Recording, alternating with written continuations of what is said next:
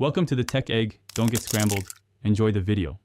You start by configuring the canvas so scaling behaves predictably. Set Canvas Scaler to scale with screen size and choose a reference resolution. This ensures consistent element proportions.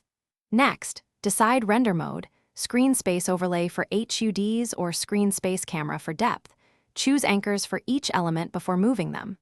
Once done, group related controls into panels to manage layout collectively. Make sure to enable Pixel Perfect if you need crisp UI. This reduces surprising shifts during testing. You now refine how each element responds to screen changes by adjusting Rect Transform anchors. Anchor to corners or edges so positions scale rather than rely on fixed pixels. Use horizontal/vertical layout groups plus content size fitter to make dynamic lists and menus resize automatically. This saves manual tweaking.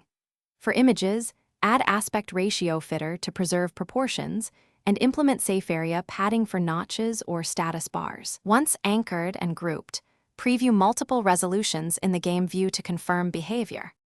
You finish by validating the UI across resolutions and aspect ratios.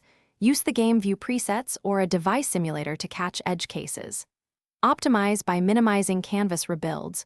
Group frequently changing elements onto separate canvases so static content stays batched.